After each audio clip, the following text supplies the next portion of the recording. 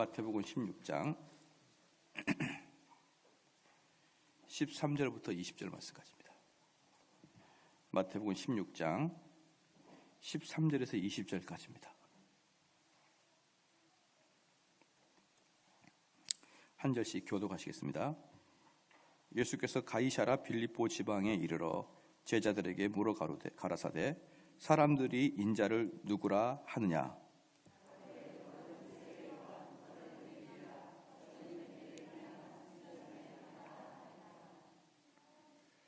가라사대 너희는 나를 누구라 하느냐.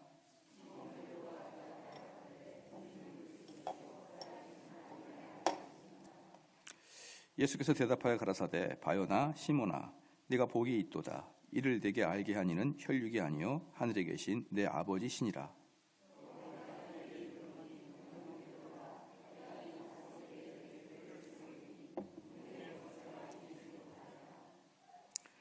내가 천국 열쇠를 네게 주리니 내가 땅에서 무엇이든지 매면 하늘에서도 매일 것이요 내가 땅에서 무엇이든지 풀면 하늘에서도 풀리리라 하시고 이에 제자들이 경계하사 자기가 그리스도인인 것을 아무에게도 이르지 말라 하시니라.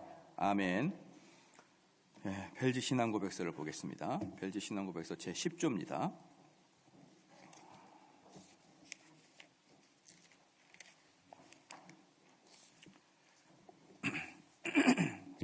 벨지 신앙고백서 제10조입니다.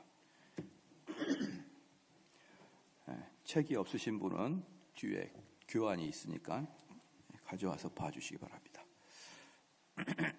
제10조 예수 그리스도는 참되고 영원한 하나님. 예수 그리스도는 참되고 영원한 하나님. 다 같이 한 목소리 읽겠습니다.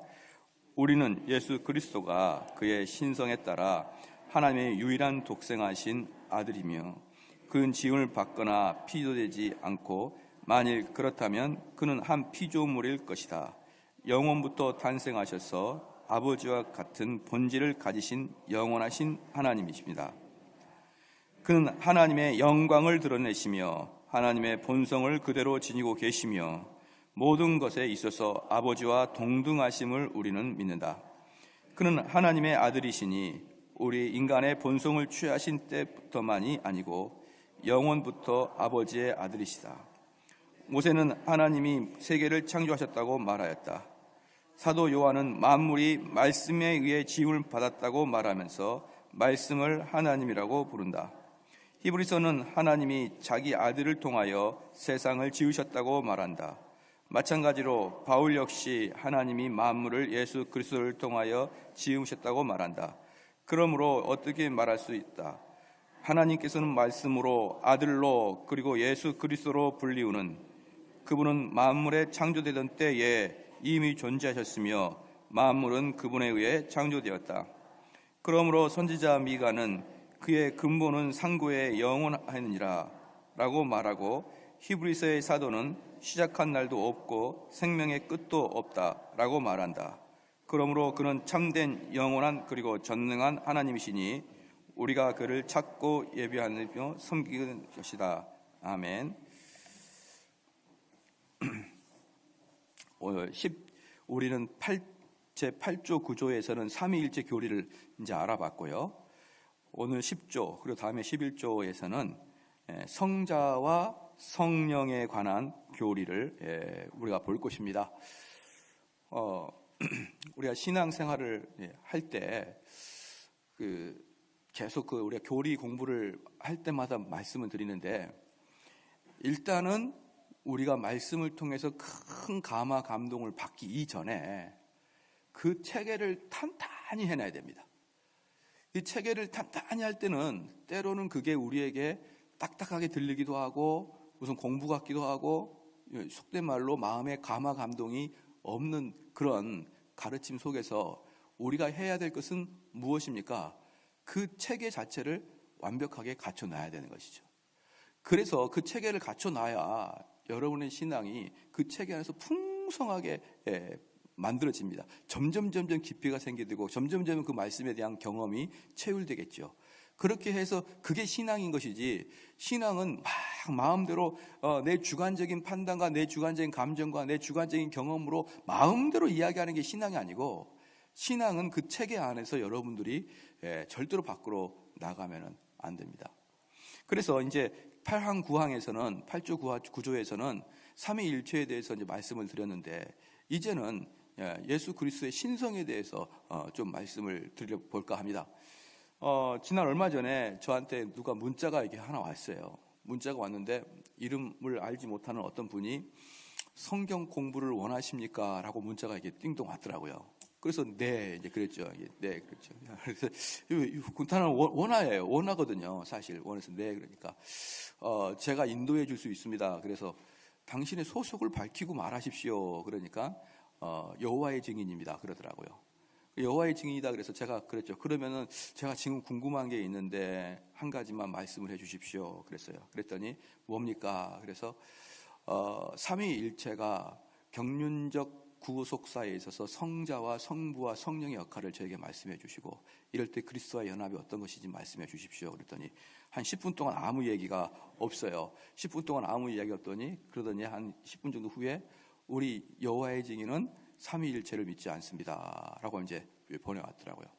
삼위일체를 믿지 않습니다 라고 이제 보내왔길래, 그러면 삼위일체를 믿지 않으면은, 아니 삼위일체를 믿으면 지옥을 갑니까? 그러니까 지옥 간다고 꼭 말하기는 못하는데 하나님은 좋아하지 않습니다. 계속 이제 그러더라고요. 성경에 어긋나는 것이기 때문에 하나님은 좋아하지 않습니다. 그러더라고요.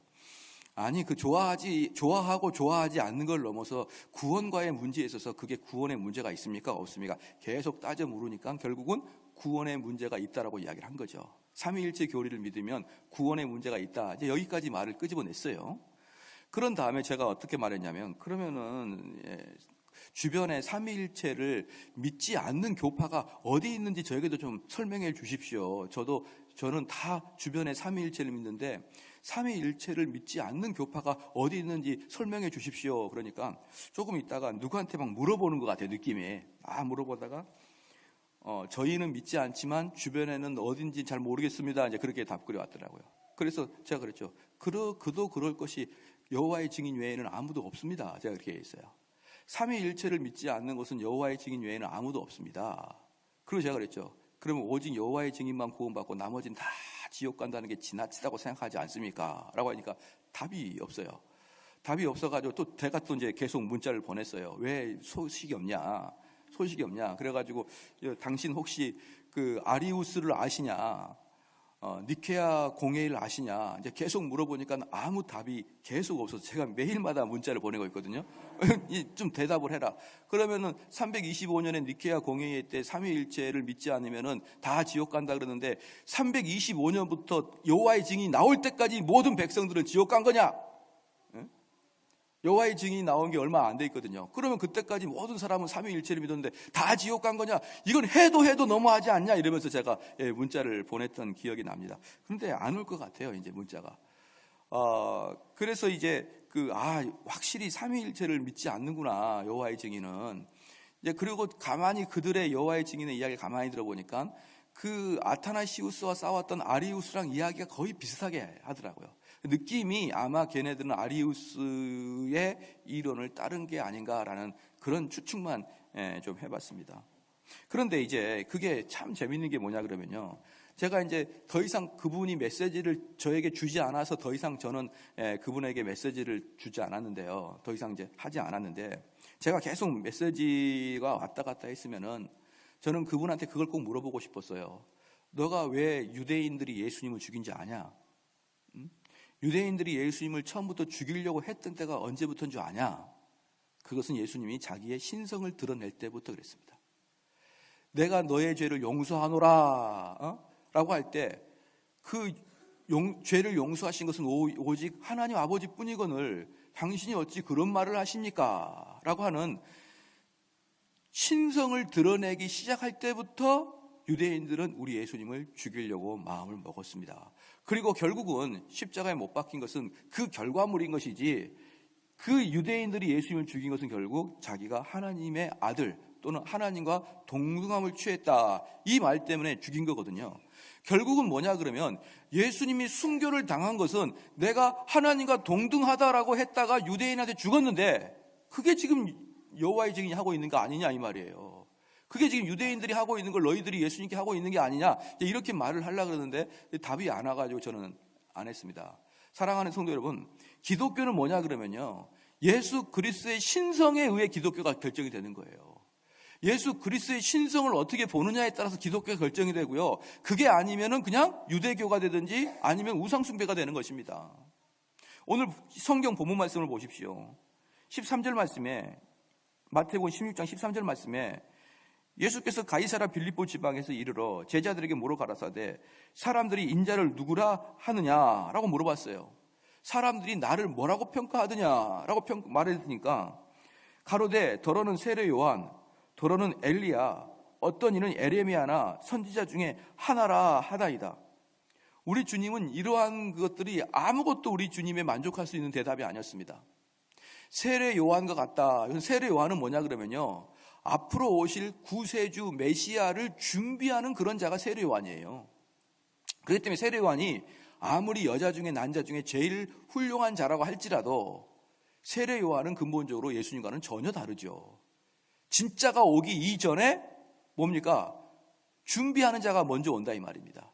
제가 어릴 때 처음으로 돈가스를 먹으러 갔어요. 난생 처음으로 돈가스를 먹으러 가가지고 너가 돈가스를 먹으러 가니까 많이 굶어야겠다. 그리고 이제 저는 처음으로 딱 돈가스를 먹으러 갔거든요. 배고픈데 단무지하고 죽만 딱 주는 거예요. 노란 죽을 먹고, 이게 저는 그 전에 주 음식이 나오기 전에 먼저 나오는 이런 걸 몰랐어요. 그런데 돈가스가 나오기 전에 무슨 죽을 주잖아요. 그 죽인가요? 스프, 죄송합니다. 스프를 줘요. 스프를 줘서 여기 보니까 후추를 타가지고 이렇게 먹더라고요. 맛있게 먹고, 이렇게 단무지 먹고, 그래가지고 저는 정말 깜짝 놀랐거든요.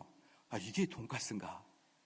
그러니까 이게 본 음식이 나오기 전에 이 스프가 나오듯이 겨우 세례요한은 스프의 존재에 불과해요. 그런데 사람들이 당신을 세례요한 같다 이렇게 이야기한 것이죠. 우리 주님은 그걸 전혀 만족하지 않았습니다. 나는 그런 존재가 아닌데. 그래서 15절 말씀에 가라사대 그럼 너희는 나를 누구라고 하느냐 이렇게 물어봤거든요. 그러니까 시몬 베드로가 대답하되 주는 그리스도시요 살아계신 하나님의 아들이시니이다. 이것은 분명하게 베드로가 하나님이라고 고백한 거예요. 이게 정말 아닙니까? 만약에 우리 성도들 중에서도 정말 우리 정대원 목사님 너무 좋다. 그래서 나는 정대원 목사님과 같이 한번 살고 싶다. 그래서 1년 정도 살면요, 결국은 사람 냄새가 나는구나 이렇게 하고 헤어지는 거예요. 내가 아무리 좋아하는 목사님일지라도 이렇게 1년 정도 살고 나니까 사람 냄새가 풀풀 나는구나 이러고 헤어지거든요. 근데 이 베드로는요, 우리 주님과 3년을 다니면서 그 3년의 결과물을 뭐로 냈냐면 당신은 하나님이다 이렇게 된 거예요. 이거 자체가 기적입니다, 여러분. 이거 자체가 기적이에요. 어떻게 3년 이상을 사는 사람한테 다 그냥 아침부터 저녁까지 계속 지낸 사람인데 어떻게 그분을 하나님이라고 고백하냐고요. 그런데 어쨌든 베드로는 여기에서 이 16절에서 고백은 사실 그런 의미에서 별로 의미가 없는 게 아니고 엄청난 의미입니다. 베드로가 그렇게 오랫동안 지켜본 예수님은 하나님이다. 하나님이다. 하나님의 아들이다. 그렇게 했거든요. 그러니까 17절 말씀에 예수께서 대답하여 가라사대 바요나 시몬아 네가 복이 있도다. 이를 네게 알게 한 이는 혈육이 아니라 아니요 하늘에 계신 내 아버지이시니라. 그래서 베드로에게 큰 칭찬하죠. 베드로에게 큰 칭찬하는데 여기서 중요한 게 무슨 뭐냐면 그것은 혈육이 아니라 하나님께서 너에게 지혜를 줘서 알게 된 거라는 것입니다. 그러니까 여기서 혈육에서가 아니가 이게 뭐냐면 우리가 이 땅에 있는 공부를 통해서 지식을 통해서 하나님과 예수 그리스도가 동등하다는 것을 깨달을 수 있는 방법은 없다. 오직 하늘에서부터 온 계시를 통해서만이 알 수 있는 것인데 네가 어떻게 그것을 알았느냐? 너는 이게 혈육에 의해서 그런 게 아니나 오직 하늘로부터 오는 그 지식으로 알았다라고 이야기를 합니다. 그게 바로 이제 17절 말씀이에요. 그러면서 18절 말씀에 또 내가 네게 이르노니 너는 베드로라. 내가 이 반석 위에 내 교회를 세우리니 음부의 권세가 이기지 못하리라. 사랑하는 성도 여러분, 그리고 교회를 만들라고 이야기합니다. 그리고 교회를 만들라고 이야기합니다. 무엇을 근거로 만듭니까? 이 베드로의 신앙 고백 위에다가 교회를 만들라고 하는 거예요. 이 베드로의 신앙 고백 위에 그 교회를 만들라고 합니다. 그래서 로마 카톨릭은 바로 이 베드로가 교회의 시초고 교황의 시초가 베드로라 이렇게 얘기하는 것이죠. 이 본문 말씀을 가지고. 그러나 우리 개혁교회는 그러지 않습니다. 베드로의 신앙 고백 위에 교회를 세우는 것이죠. 그러면 베드로의 신앙 고백 위에서도 어떤 신앙 고백입니까? 삼위일체 신앙 고백이에요.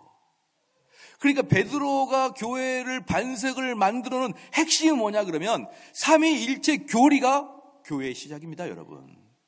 여러분, 이렇게 삼위일체가 중요한 거예요. 삼위일체는 교회를 시작하는 교리입니다. 삼위일체는 음부의 권세가 침입하지 못하는 그런 권세가 있는 거예요.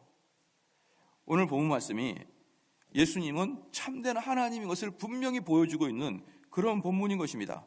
그러면 이제 우리는 이제 어떤 것을 알아야 되냐 그러면, 만약에 그 여호와의 증인이나 또는 어떤 사람이 야 정말 우리 주님과 하나님이 동등하냐 이렇게 물어볼 때 야 잘 생각해봐라 이렇게 이런 말 하지 마세요.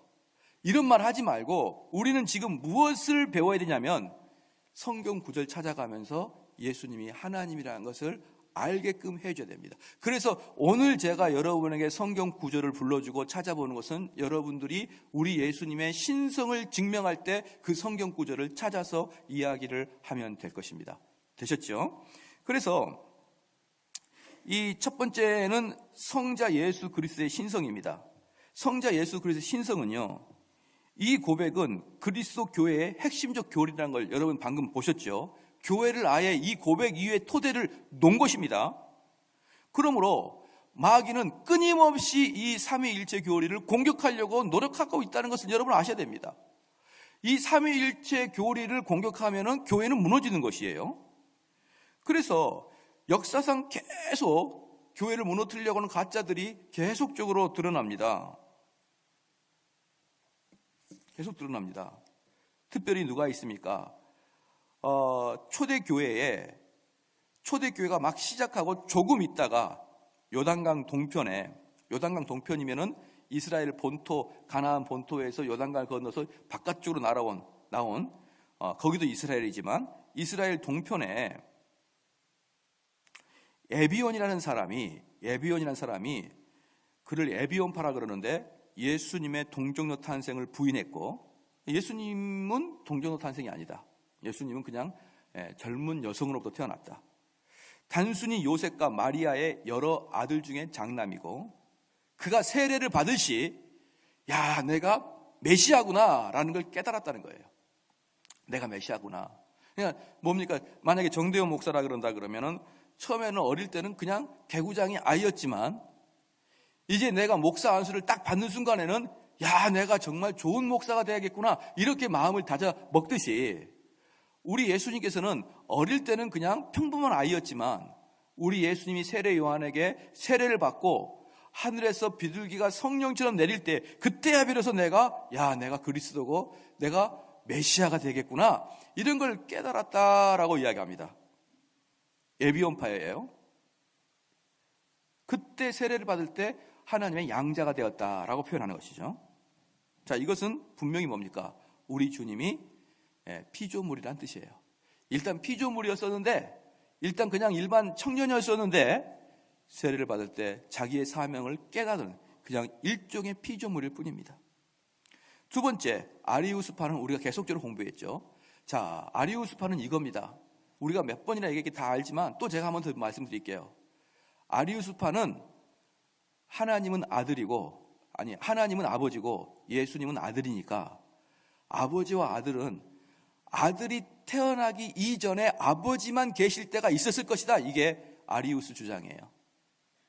아리우스 주장은 어쨌든지 하나님 아버지가 조금이라도 먼저 계셨을 때가 있고, 이 세상에서는 단 1초라도 아니 단 몇 초라도 우리 예수님이 아니 계실 때가 있었다는 거예요. 우리 하나님은 계셨지만 단 1초라도 우리 주님은 아니 계실 때가 있었다는 것입니다. 그래서 아리우스파가 이야기할 때는 예수님은 하나님 만드신 가장 아름답고 가장 귀중한 제1차 피조물이다라고 이야기합니다. 자, 이렇게 말씀드릴 때 이 문제가 뭐라고 했습니까? 여기서도 역시 우리 예수님은 피조물에 불과합니다. 피조물에 불과하는 거예요. 그 다음에 이제 아까도 말씀드렸던 여호와의 증인도 아리우스랑 거의 비슷하게 이야기합니다. 아버지와 아들인데 어떻게 둘이 다 동일하게 동시대에 있을 수가 있느냐라고 말했던 것입니다. 근데 사랑하는 성도 여러분, 지금 보면요, 사람이 참 재밌습니다. 지금은 많은 사람들이 삼위일체는 이미 결정이 났으니까 그 삼위일체 논쟁을 하는 데가 어디 있냐 지금 현대 교회에, 이렇게 이야기하는데요. 여러분 잘 들어보십시오. 말로는 삼위일체 교리를 다 동의를 해요. 말로는. 그런데 실제로 신앙 생활에 있어서는, 그리고 우리의 삶에 있어서는 삼위일체를 부인합니다. 그러니까 역사상 교회 역사를 보면은 어떤 적이 있었냐면은 이미 4세기 5세기에 펠라기우스를 대항해서, 그 다음에 세미펠라기안을 대항해서 어거스틴의 오직 은혜 이론이 이깁니다. 펠라기우스는 인간은 타락하지 않았다, 인간들은 자기들이 열심히 노력해서 자기의 인생을 자기가 변화시켜야 된다, 이게 펠라기우스고요. 세미펠라기우스 또는 반펠라기우스는 어떤 거냐 그러면 먼저 우리가 하고, 먼저 우리가 열심히 하고 성령은 우리를 돕는다, 이렇게 말했던 게 세미펠라기안이에요. 그러니까 너가 먼저 열심히 선한 행위를 하면, 너가 열심히 좋은 일을 하면 하나님이 돕는 힘을 주신다라고 했던 게 세미펠라기안입니다. 둘 다 주도성을 인간에게 뒀습니다. 그래가지고 이 논쟁을 어거스틴하고 세미펠라기우스가 엄청나게 이제 논쟁을 하다가 결국 5세기에 어거스틴의 오직 은혜론이 이겼습니다. 그리고 세미펠라기안도 2단, 이미 펠라기우스는 이미 2단이 됐고, 그 다음에 그 펠라기우스 반 정도 되는 세미펠라기안 일들도 2단으로 정죄받았어요. 그래서 모든 로마 카톨릭이 이제부터는 어거스틴의 은혜론을 가리켜라, 그렇게 얘기했던 것이죠. 그런데 유럽에 있던 많은 성당에서는요, 어거스틴의 은혜론을 가리키면서 실제로 가리킨 것은 세미펠라기안이었어요. 그게 1000년 동안이라. 여러분 놀랍죠? 자기들은 어거스틴을 가리킨대요. 이게 어거스틴의 은혜론이야 라고 가리키면서 실제로 가리키는 것은 세미펠라기안을 가리켰다 이 말이에요. 왜? 세미펠라기안은 가리키기가 쉽거든요. 뭡니까? 너희들 마음에 들지 않아? 그럼 가서 먼저 착한 일을 해. 착한 일을 하면 더욱더 힘이 나서 착한 일을 더 하게 될 거야. 이렇게 세미펠라기안을 쭉 가리켰던 게 거의 1000년을 지내왔습니다. 이것처럼 말이죠, 많은 교회에서는 우리는 전부 다 삼위일체를 고백하고 삼위일체를 따릅니다 라고 하지만 실질적인 면에 있어서는 삼위일체가 아니라 예수 그리스도의 피조물, 예수 그리스도의 첫 번째 가장 깨끗한 피조물인 아리우스주의를 많이 따릅니다. 대표적인 예가 우리의 작은 예수 운동이에요. 작은 예수 운동. 내가 작은 예수 운동을 하겠다는 거죠. 말은 쉽죠. 너가 예수님처럼 살아. 그러죠. 우리는 모든 성도들은요, 어떤 선택에 있어서 예수님이라면 어떻게 할 것인가에 마음을 가지고 예수님의 보복을 따르는 건 맞아요. 따르는 건 맞는데 우리는 이 땅에 작은 예수 하려고 온 게 아니고 우리 이 땅에 구원을 이루려고 온 거예요. 작은 예수 이야기는요, 뭐냐면요, 이미 구원을 다 따놓은 당사자들이다, 이 표현이에요. 이미 우리는 구원을 이뤘으니까 이제 우리는 구원에 관해서 더 이상 문제를 제기하지 않고 이제 작은 예수와 같이 예수님의 모범을 보고 예수님의 앞서가는 발전을 보고 내가 예수님 좀 따라 살아야겠다, 이렇게 우려하는 게 작은 예수 운동입니다. 여러분 이게 삼위일체 운동을 사실은 부인하는 것이에요. 왜 삼위일체 운동이 우리에게 이렇게 중요하냐, 왜 삼위일체 운동이, 이 삼위일체 이 교리가 중요하냐 그러면요, 왜 그게 교회의 뿌리가 됐고 교회의 반석이 됐느냐. 삼위일체 운동은 정확하게 말해서 예수 그리스도가 나를 구원하신다, 그거거든요. 이 삼위일체에 대해서 이야기가 딱 빠져버리면요, 나는 예수님처럼 저렇게 살 거야 라고 나가고, 나는 예수님처럼 저렇게 나약한 자들을 돕고 살 거야, 나는 예수님처럼 눈물 흘린 자를 돕고 살 거야, 이렇게 하는 예수님이 피조물이고 예수님이 나의 모범이고 내가 예수님을 따라 살아야 될 그런 나의 교사에 불과해요. 근데 삼위일체 교리가 들어가게 되면 어떻습니까? 예수님 나를 구원하시고 그 예수는 지금도 나를 지배하시고 나에게 그분에게 순종을 요구하시는, 지금도 살아 역사하시는 그 하나님입니다, 여러분. 그 하나님이에요. 그래서 저는 많은 그 젊은 이 사역자들이 작은 예수 그러면 혹시라도, 물론 너희가 무엇인가를 선택할 때 예수님이면 어떻게 선택할 것인가라는 그런 차원에서라 그런다 그러면 나는 이해가 간다만, 그러나 말을 함부로 사용하지 마라. 말을 함부로 사용하지 마라. 우리 사람들의 언어는 다른 사람을 얼마든지 현혹시킬 수가 있다. 동의하십니까? 불교에서 뭐라고 합니까? 작은 부처가 되라 그래요. 작은 부처가 되라. 또는 살아있는 부처가 되라 그러는 거예요. 살아있는 부처가 되라. 근데 우리 기독교에서는 그렇게 말하지 않습니다. 예수 그리스도를 믿으라는 거예요. 예수 그리스도를 의지하라. 예수 그리스도가 너에게 구원을 이끌기를, 너를 구원을 이루어주기를 소원하라. 불교는 뭡니까? 네가 부처가 되라. 부처처럼 살아라. 성불하여라. 살아있는 부처가 되라. 여러분, 이게 교회에 들어와 있어요. 그래서 얼마나 많은 교회에 작은 예수 그런지 몰라요. 여러분, 이게 말로는 삼위일체를 고백하면서도 여전히 우리 주님은 우리의 삶의 모범이 되는 것이냐, 이렇게 이야기하는 상당히 위험한 이야기인 것입니다. 그래서 이 벨직 신앙고백서의 맨 앞부분에 뭐라고 나왔냐면, 우리는 예수 그리스도가, 신앙고백서입니다. 우리는 예수 그리스도가 그의 신성에 따라, 처음부터 신성을 딱 이야기합니다. 그의 신성에 따라 하나님의 유일한 독생자이신 아들이며 그는 지음을 받거나 피조되지 않고, 이게 중요한 것이죠. 너무나 많은 사람들이 그 아들 예수는 언젠가 지음받았고 피조되었다고 그렇게 이야기를 하니까 그냥 벨직 신앙고백서는 그는 지음을 받았거나 피조되지 않았고, 만일 그렇다면 그는 한 피조물일 것입니다. 영원부터 탄생하셔서 아버지와 같은 본질을 가진 영원하신 하나님이십니다. 그러니까 이거예요. 우리 예수님은 누구로부터 탄생됐습니까? 안 됐습니까? 안 됐다는 거예요. 우리 주님은 시작과 끝이 없습니다. 그런데 우리 주님의 아버지는 하나님이세요. 그럼 우리 예수님이 언제 태어났습니까? 시작. 영원 전부터 태어났다는 것이죠. 그러면 영원부터 태어난 것이 무슨 뜻입니까? 그러면 무슨 뜻이죠? 몰라요. 그 말입니다. 여기 벨직 신앙고백서에서 우리 예수님은 언제 태어났습니까? 그것은 영원부터 태어났습니다 라고 이야기하거든요. 그럼 그 영원부터 태어난 게 뭡니까? 그러면 우리는 그것을 헤아릴 수 없습니다. 우리는 더 이상 거기까지는 못 갑니다, 이 말이에요. 영원부터 태어났다. 그것도 결국은 뭔가 시작이 있는 것 같잖아요. 그런데 시작이 없다니까요. 태어났는데 시작이 없는 거예요. 그걸 다른 말로 영원부터 태어났다 이렇게 표현하는 것입니다. 그럼 그건 무엇입니까? 그러면은 우리의 인격으로는 그것을 우리가 이해할 수 있는 부분은 아닙니다. 단지 우리는 주님은 태어났다라고 나왔고, 또 주님은 영원부터 함께했다 나오니까 이 두 개를 합쳐서 우리 주님은 영원 출생론을 이야기하는 것입니다. 그래서 그는 하나님의 영광을 드러내시며 하나님의 본성을 그대로 지니고 계시며 모든 것에 있어서 하나님과 동등하심을 우리는 믿습니다. 그는 하나님의 아들이시니 우리 인간의 본성을 취하신 때부터만이 아니고 영원부터 아버지 아들이십니다. 영원부터 아버지의 아들이 무슨 뜻이냐? 그럼 그것도 몰라요. 그냥 우리 현 시대의 아버지의 아들은 시작이 있고 끝이 있고, 아버지가 먼저고 아들이 나중인데 영원부터의 아버지와 아들은 누가 먼저고 누가 나중이 없다라는 뜻인 것입니다.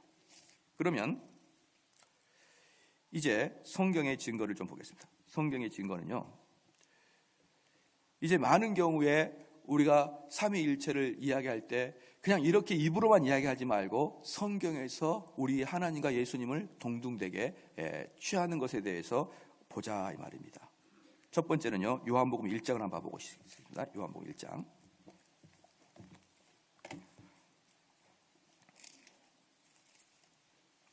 요한복음 1장입니다.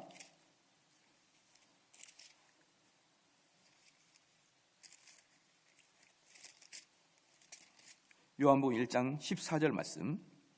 요한복음 1장 14절 말씀 같이 한번 읽겠습니다. 시작. 말씀이 육신이 되어 우리 가운데 거하심에 우리가 그 영광을 보니 아버지 독생자의 영광이요 은혜와 진리가 충만하더라. 여기 보니까 우리 예수님이 하나님의 독생자라 이렇게 얘기했네요. 요한복음 3장 16절에도 그렇게 나타나고요. 그래서 이는 예수께서 성부 하나님과 가지고 있는 특수한 관계 때문에 그 아들이라 불러지는 것이죠. 예를 들어서요, 여기 한번 봐볼까요? 그럼 아들이 무슨 뜻이냐? 우리 하나님께서는 우리에게 하나님의 계시를 알려줄 때는요, 그 계시가 너무나 어렵기 때문에 우리 인간이 이해할 수 있는 방식으로 계시를 주십니다. 그래서요, 하나님께서 뭐라고 하냐면 내가 너를 오른손으로 너를 우편으로 너를 보호하고 내가 불꽃 같은 눈으로 너를 볼 것이고 이렇게 이야기하잖아요. 그런데 우리 하나님에게는 오른손이 없어요. 우리 하나님은. 왜? 육이 아니시기 때문에. 우리 하나님은 우리를 불꽃같이 찾아보시는데 우리 하나님은 눈이 없습니다. 왜? 영이신 분이니까. 그렇죠? 그렇기 때문에 이것은 무엇을 의미하냐 그러면요, 하나님을 우리에게 설명할 수 있도록 우리의 이해 수준에 맞게 계시가 있는 것이지 실질적으로 하나님이 눈이 있고 하나님이 손이 있는 게 아닙니다. 또 하나, 하나님께서 인간을 만들어 놓고 그 많은 죄를 지는 걸 보니까 내가 후회하였다, 내가 인간을 만드는 것을 후회하였다라는 것은요, 후회는요 두 가지가, 하나님의 속성 중에 두 가지가 문제가 생깁니다. 첫 번째는요, 하나님은 전지하지 못해요. 전지하지 못해. 내가 이 일을 하고 내가 이 주식을 샀는데 이 주식이 왕창 망했다, 내가 이 주식 산 것을 후회한다 라고 하는 것은 그 주식이 나중에 어떻게 뛸지 떨어질지 모르고 지금 샀기 때문에, 전지하지 못했기 때문에 어떻습니까? 하나님의 속성을 어긋나는 거예요. 그러니까 내가 이스라엘 백성을 만들어 놓고 그들이 죄를 짓는 걸 보니까 내가 후회한다라는 것은 하나님이 실제로 후회하지 않았습니다. 그렇죠? 만약에 하나님이 후회했다라는 것은 하나님의 전지성은 없다는 것이죠. 두 번째, 내가 이놈들을 다 어떻게 하겠다? 다 쓸어버리겠다라고 하는 것은 하나님의 신실치 못함이죠. 하나님이 지금 내가 보니까 너 정말 잘하는 것 같아, 야, 너 나랑 같이 일을 한번 해볼래? 일을 했어요. 일을 해보니까 일을 못해. 그러니까 너 해고 나가, 이렇게 말하는 것은 신실하지 못하는 것이죠. 그래서 하나님이 이스라엘 백성들을 만들어 놓고 그들의 죄를 보니까 후회가 막심하고, 후회가 막심하니까 다 쓸어버리겠다라고 하는 것은 우리 인간적 차원에서 이해할 수 있게 하는 것이지 하나님이 후회하시는 분이 아니시에요.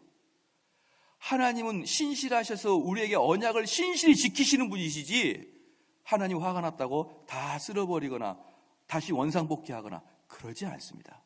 여러분 이해가 되시죠? 그래서 성경을 이해할 때는요, 하나님의 의인화 작업에 대해서 여러분 끊임없이 고민을 해야 됩니다. 이것들은 전부 다 하나님이 어떠한 속성을 지니고 있는지를 인간의 시각에 맞게 계시를 했기 때문에 오른손이 있고 왼편이 있고 하나님 우편에, 여러분 우리 예수님께서는 하나님 우편에 앉아 계시거든요. 그 하나님 우편에 앉아 계시는데 하나님은 형체가 없어요. 몸이 없어. 그리고 하나님은 무소부지하셔서 모든 지구, 모든 우주에 하나님은 전부 다 편지하십니다. 그 우편이 어디예요? 온 우주에 하나님은 무소부지하시죠. 하나님은 편지하시죠. 온 우주에 가득 차 계신 게 하나님이시잖아요. 그럼 하나님 우편이 어디시냐고요? 그는 하나님의 가장 사랑스러운 자리에 있다는 거예요. 그러니까 큰 의자가 있고 의자 옆에 또 큰 의자가 있어가지고 이 우편에 우리 주님이 앉아, 그게 아니라 하나님의 가장 영광스러운 자리에 우리 예수님이 앉아 계신다, 이 뜻이래요. 이런 뜻. 그렇기 때문에 똑같이 해석해야 됩니다. 하나님의 아들과 하나님의 아버지도 실질적으로 우리의 육체의 아버지와 아들로 생각하면 안 되는 거예요.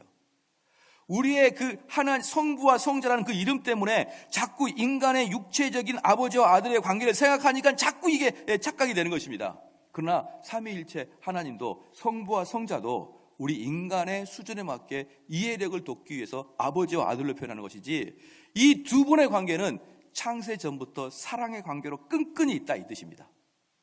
이 두 분의 관계는 창세 전부터 누가 시작할 때부터 태어나고 그런 존재가 아니고 처음부터 끈끈한 존재인데, 그럼에도 불구하고 성부 하나님으로부터 우리 예수 그리스도가 영원전에 탄생했다 이렇게 표현하는 것이에요. 이렇게 표현할 수밖에 없는 것을 여러분이 이해하셔야 되는 것입니다.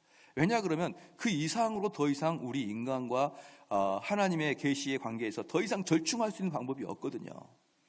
그래서 여기 이제 요한복음 1장 14절에 보니까 독생자 하나님이라고 그랬고, 요한복음 3장 16절에 보니까 하나님이 세상을 이처럼 사랑하사 독생자를 주셨으니, 바로 이 부분도 뭡니까? 의인법적으로 여러분이 해석을 해야 된다는 거예요. 의인법적으로. 우리 하나님은 영이신데 어떻게 아들을 낳고 안 낳고 하실 수 있겠습니까? 영이신데, 육체가 없으신데.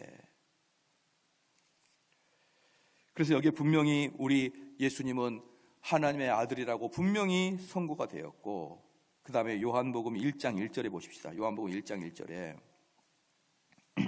태초에 말씀이 계시니라. 이 말씀이 하나님과 함께 계셨으니, 태초가 어디입니까? 영원 전부터예요. 영원 전에 말씀이 계셨는데, 그 영원 전 말씀이 어땠습니까? 하나님과 함께 계셨으니 이 말씀은 곧 하나님이시라. 여기 요한복음에 분명히 태초에 하나님과 함께 계신 말씀이 있었는데, 그 말씀이 뭘 했다는 겁니까? 하나님이라는 거예요. 하나님. 그래서 3절 말씀 보십시오. 1장 3절 말씀에 만물이 그로 말미암아 지은 바 되었으니 지은 것이 하나도 그가 없이 된 것이 없느니라 라는 것입니다. 사랑하는 성도 여러분, 잘 한번 봐보실까요? 창세기 보니까 이 세상을 창조하실 때 어떻게 하겠습니까? 인간을 만들 때 누구의 형상으로 시작? 우리의 형상으로. 그 우리의 형상 중에 우리 중에 누가 있다는 것입니까? 여기 요한복음 1장 3절 보니까 예수님이 있었다는 거예요. 예수님이. 창세기 때는 흐릿하게 나왔습니다. 우리의 형상으로 만들겠다 이렇게 나왔는데, 요한복음에서는 그 우리가 누굽니까? 말씀이었고, 그 말씀이 태초부터 같이 있었던 예수 그리스도였습니다. 그래서 여기에서 분명히 요한복음 1장 1절 3절 말씀에 2절 그가 태초에 하나님과 함께 계셨고 만물이 그로 말미암아 지은 바 되었으니 지은 것이 하나도 그가 없는 것이 없느니라. 여기서 분명히 하나님과 예수 그리스도는 동일하다는 것을 선포하고 있는 것입니다. 그렇죠? 그 다음에 똑같은 거니까 요한복음 또 볼게요. 20장 봅시다. 요한복음 20장.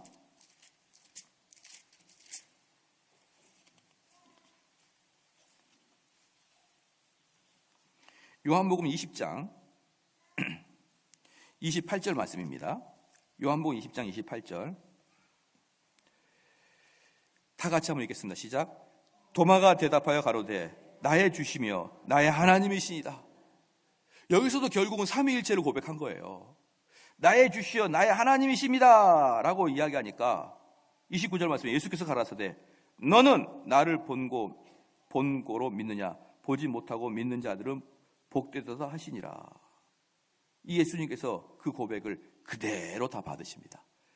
야, 바울은 어떻습니까?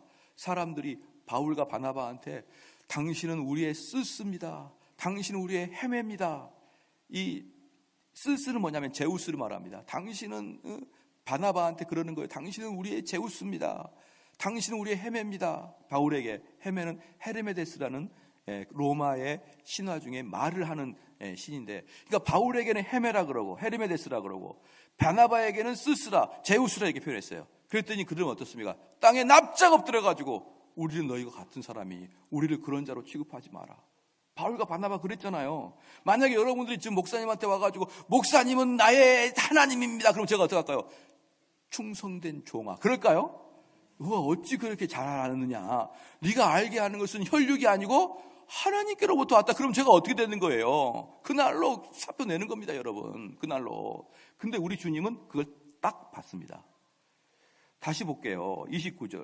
28절에 도마가 대답하여 가로되 나의 주시며 나의 하나님이시니이다. 예수께 가라사대 너는 나를 본고로 믿느냐? 보지 못하고 믿는 자들은 복되도다 하시니라. 전혀 꺼리낌 없이 오케이, 내가 그 말을 수납하겠다. 우리 예수님이 직접 당신이 하나님이 그것을 수납하셨습니다. 그리고 예수님이 아닌 그 어떤 누구도, 심지어 바울도 베드로도 자기를 신성 가까이만 접근시키면 우리는 그런 자가 아니니 제발 우리한테 그렇게 하지 말라는 것입니다. 제발 우리한테. 그래서 디도서 2장 13절에 이런 말씀이 있습니다. 디도서 2장 13절 말씀에 복스러운 소망과 우리의 크신 하나님 구주 예수 그리스도의 영광이 나타나심을 기다리게 하셨도다. 여기서 요한복음에서는 도마가 고백했고, 그 다음에는 아까 마태복음에서는 베드로가 고백했고, 디도서에서는 바울이 고백하기를 우리의 크신 하나님 구주 예수 그리스도의 영광이 나타나심을 기다리겠다. 다 사도들이 우리 예수님을 하나님으로 고백했습니다. 여러분, 하나님으로. 그때 우리 주님은 단 한 번도 야 그렇게 말하지 마라 이렇게 하지 않고 그것을 합당하게 받고, 심지어 베드로한테는 칭찬까지 듬뿍 해주고 네가 참 잘했다, 너부터 교회를 세워라, 거기서부터 이렇게 말씀해 주셨습니다. 그래서 C.S. 루이스가 그런 말을 해요. C.S. 루이스가 모든 사람은 우리 예수 그리스도를 같이 중립적으로 딱 볼 때는 그가 삼위일체 하나님처럼 신이든지 아니면 사기꾼이든지 미치광이다. 우리 예수님은. 맞죠? 우리 주님은 같이 중립적일 수가 없어요. 왜? 하나님이든지 아니면 사기꾼이나 미치광이에요. 사람들이 자기한테 하나님 그러니까 네 말이 맞다, 너 말이 맞아, 이렇게 말씀하시는 분은 하나님 아니면 사기꾼이죠. C.S. 루이스가 그렇게 표현합니다. 너희들 주님을 대충 인류의 스승이니 우리가 따라갈 모범이니 그렇게 생각하지 말고 그분을 신으로 믿든지 아니면 그분을 믿지 마라, 이 뜻이에요. 그렇게는.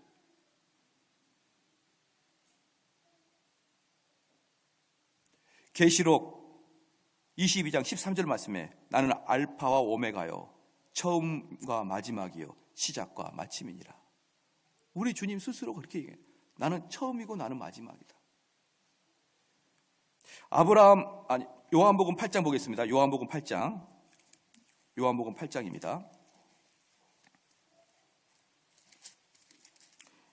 8장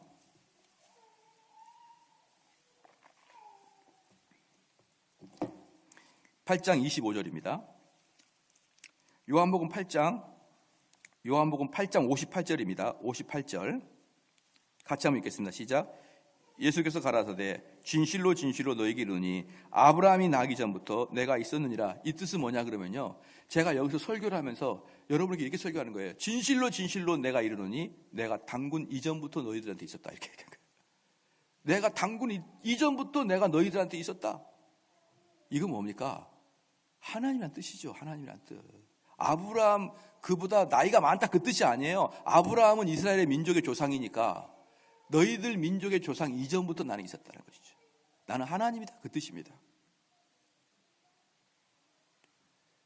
요한복음 17장 5절 말씀입니다. 요한복음 17장 5절 말씀입니다. 요한복음 17장 5절 말씀에 다 같이 한번 읽겠습니다. 시작. 아버지여, 창세전에 내가 아버지와 함께 가졌던 영화로서 지금도 아버지와 함께 나를 영화롭게 하옵소서. 창세전도 같고 아버지와 받을 영화도 똑같습니다. 창세전도 같고 받을 영광도 아버지와 아들은 똑같이 받습니다. 전혀 차등이 없는 거예요. 다시 봅니다. 요한복음 다시 1장으로 가겠습니다.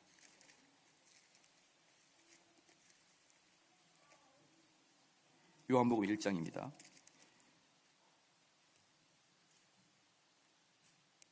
우리 예수님은 사람의 심령도 꿰뚫어 보십니다. 48절 49절 같이 한번 읽겠습니다. 시작. 나다니엘이 가로되 어떻게 나를 아시나이까? 예수께서 대답하여 가라사대 빌립이 너를 부르기 전에 네가 무화과 나무 아래 있을 때 보았노라. 나다나엘이 대답하여 아비여, 당신은 하나님의 아들이시요 당신은 이스라엘의 임금이시로다. 나다나엘에게 우리 주님이 그 마음을 콕 얘기하고 그 심중에 있는 이야기를 딱 하자. 나다나엘이 처음에 고백한 게 당신은 하나님의 아들입니다. 이 하나님의 아들이 뭡니까? 신이란 뜻이에요. 신. 그걸 우리 주님께서 뭐라고 합니까? 50절에 예수께서 대답하여 가라사대 내가 너를 무화과 나무 아래서 보았다 하므로 믿느냐? 이보다 더 큰 일을 보리라. 그냥 자연스럽게 받습니다.